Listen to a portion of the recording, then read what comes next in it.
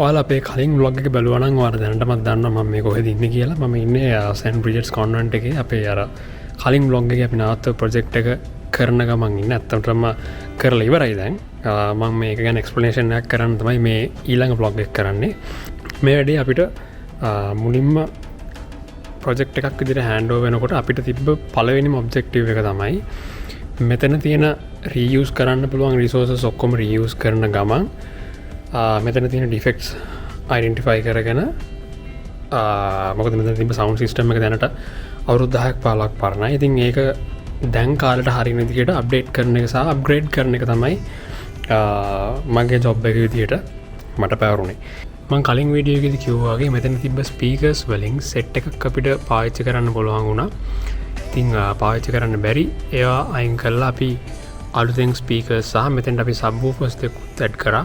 ඉතින් මම ඔයගොල්ලන්ට පෙන්නන්න හදන්නේ දැන් මම මෙතෙන්ට ඇත්තටම මොනවද මුලින් ඉඳලම කරේ කියලා.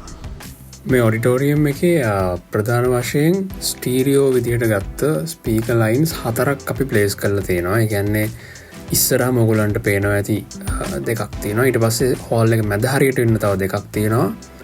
අන්තිමට බැල්කනි එකක් තියෙනවා. ඒ බැල්කනි එකේ යට කොටස දෙක ලයින් එකයි උඩ බැල්කනි එක කවර් වෙන එක ලයින් එකයි විදිහට ස්ටීරියෝ ලයින්ස් අපි 4ක් මේකට ප්ලේස් කරලා තියෙනවා. මම දැන් ඔයගොල්ලන්ට කියන්න යන්නේ මේ එක එක ස්පීකර් ලයින් එකට අපි මොන ස්පීකර් මොඩල්ස්ද පාවිච්චි කරේ කියලා. එක එක බ්‍රෑන්ඩ්ස් වලින් අපි විවිධ ස්පීකර් මොඩල්ස් පාවිච්චි කරා. මුලින්ම ඔයගොල්ලන්ට මේ ඉස්සරහින්ම පේන මේන් ස්පීකර් පෙයාර් එක අපි පාවිච්චි කරේ LD Systems Stinger 12G3 කියන මොඩල් එක. මේක යුරෝපියන් බ්‍රෑන්ඩ් එකක්. ඊට පස්සේ ඔයගොල්ලන්ට පේනවා මේ මැදින් තව ස්පීකර් ලයින් එකක් තියෙනවා මැද හරිය කවර් වෙන්න. ඒ ස්පීකර් බ්‍රෑන්ඩ් එක අපි කලින් මේ ඔඩිටෝරියම් එකේ තිබ්බ ස්පීකර් එකක්මයි DAS Audio DR115 කියන ඇක්ටිව් ස්පීකර් එක.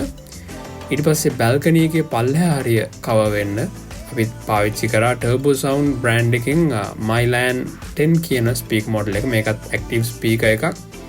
ඊට පස්සේ අන්තිම වශයෙන් මේ බැල්කනි එක කවර් වෙන්න මේක කලින් තිබුණු ස්පීකර් පෙයාර් එකක් අපි අර මැදට පාවිච්චි කරපු මොඩල් එකමයි DAS Audio DR115 කියන ඇක්ටිව් ස්පීකර් එක තමයි පාවිච්චි කරේ. ඊට පස්සේ අපි මේකට තව සබ්වූෆර්ස් දෙකකුත් පාවිච්චි කරා. ඒක අපිට ප්ලේස් කරන්න උනේ යූෂුවලි අපි සබ්වූෆර්ස් ප්ලේස් කරන තැනක නෙවෙයි. මොකද මේකේ ෆන්ක්ෂන්ස් වෙන විදිහ අනුව අපිට ග්‍රවුන්ඩ් එක ක්ලියර් කරලා දෙන්න සිද්ධ වුණා. ඒ හින්දා අපිට සබ්වූෆර්ස් මේ පේන තැන්වල උඩින් තමයි ප්ලේස් කරන්න උනේ. අපි සබ්වූෆර්ස් විදිහට පාවිච්චි කරත් LD Systems ඒගොල්ලන්ගේ තියෙනවා Stinger series එකේම sub 15 කියලා එකක්. 15 inch passive subwoofer එකක්. ඉතින් මේ දෙකක් අපි පාවිච්චි කරා subwoofers විදිහට. මට තිබ්බ ජොබ් එකේ ප්‍රධානම වැඩක් තමයි මේ කේබල්ස් අරන් යන එක. ඉතින් අපිට ප්‍රධාන වශයෙන්ම තිබුණ කේබල් වර්ක් එක තමයි ඔයාලට මේ පේන ස්ටේජ් එකේ ඉඳලා මෙතන තියෙන කන්ට්‍රෝල් රූම් එකට අරන් එන වයර්ස් අරන් එන එක.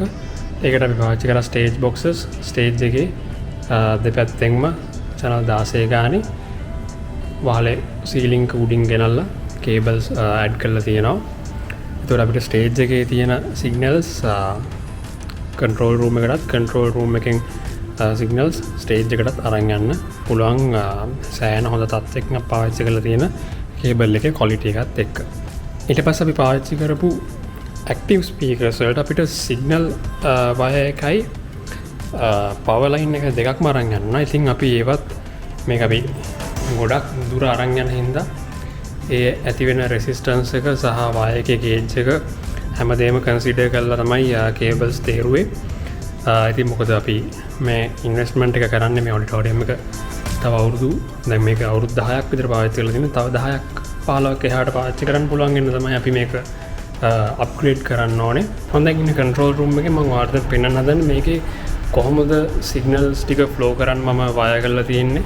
ඊට පස්සේ කොහොමද මේකේ මෙතන තියෙන සවුන්ඩ් රිග් එක මොන විදිහට නම් ප්ලෑන් කරලා තියෙන්නේ කියලා.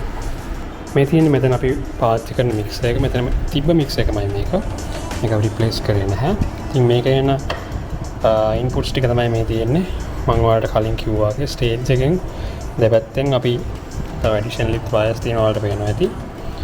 අවුට්පුට් සහ ඉන්පුට්ස් වලට ඉන්පුට්ස් 32ක් එක්ක අවුට්පුට් 16ක් කියන තමයි මේක රවුට් කරලා තියෙන්නේ. ඉතින් මෙතනින් යන ඉන්පුට්ස් ටික මික්සර් එකෙන් කන්ට්‍රෝල් වෙලා මෙන්න මේ අවුට්පුට් එකෙන් මුලින්ම යනවා මෙතන තියෙන ස්පීකර් මැනේජ්මන්ට් එකට. මේ ස්පීකර් මැනේජ්මන්ට් එකේ පළවෙනි අවුට්පුට්ස් දෙක අපි යවලා තියෙන්නේ සබ්වූෆර්ස් දෙකට 3-4 යවලා තියෙන්නේ ඉස්සරහම පැසිව් ලයින්ස් දෙකට. කියන්නේ අපේ 1 2 3 4 කියන හතරම පැසිව්. ඊට පස්සේ 5 6 කියන දෙන්නවා අපි යවලා තියෙනවා කොපි එකක්. කියන්නේ මේ ඉන්පුට් එකම කොපි එකක් ඊළඟ ස්පීකර් මැනේජ්මන්ට් එකට. ඒ ස්පීකර් මැනේජ්මන්ට් එකෙන් තමයි අපි පෙයාස් විදිහට මම ඔයාලට කලින් පෙන්වුවා වගේ හෝල් එක ඇතුලේ තියෙන ස්ටීරියෝ ලයින්ස් වලට ස්ප්‍රෙඩ් කරලා තියෙන්නේ. මේ තියෙන්නේ හෝල් එකේ මැද තියපු ලයින්ස් දෙක. ඊළඟ දෙක අපි පාවිච්චි කරලා තියෙන්නේ බල්කනි එකෙන් පල්ලෙහා තිබ්බ ලයින්ස් දෙකට. මේ දෙක තමයි පාවිච්චි කරලා තියෙන්නේ මේ ඔයගොල්ලන්ට පේන බල්කනි එකේ ඇතුලේ තියෙන ස්පීකර්ස් වලට. ඊට පස්සේ මේ පවර් කන්ඩිෂනර්ස් තුනක් මම ඇඩ් කරලා තියෙනවා. මේවා දාලා තියෙන අපි පවර් වලින් එන නොයිසස් එලිමිනේට් කරලා ක්ලීන් සවුන්ඩ් එකක් මේ වෙනියු එකට කේට කරන්න. මේ පවර් කන්ඩිෂනර්ස් තුන තමයි ඇත්තටම පවර් කරලා තියෙන්නේ. මේ තුන හරහා තමයි මේ ස්පීකර් මැනේජ්මන්ට්ස් මේ ඇම්ප්ලිෆයර්ස් හැම එකම පවර් අප් වෙලා තියෙන්නේ. මේ තියෙන කන්ට්‍රෝල් රූම් එකේ ඉඳන් ස්ටේජ් එක ඔයගලන්ට පේන විදිහ. ඉතින් අපි දැන් බලමු කොහොමද මේ කැලිබ්‍රේෂන් එක කරාට පස්සේ මේක සද්දේ කොහොමද තිබුණේ කියලා.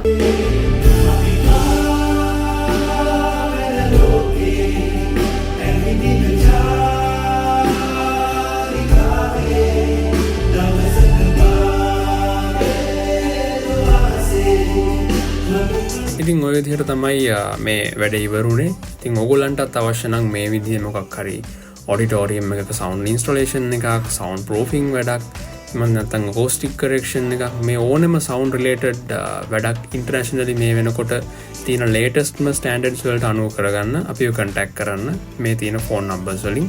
ඉතින් thank you very much මේ blog එකත් බැලුවට අපිව subscribe කරලා දිගටම අපේ videos එක එකතු වෙලා ඉන්න කියලා ආරාධනා කරනවා.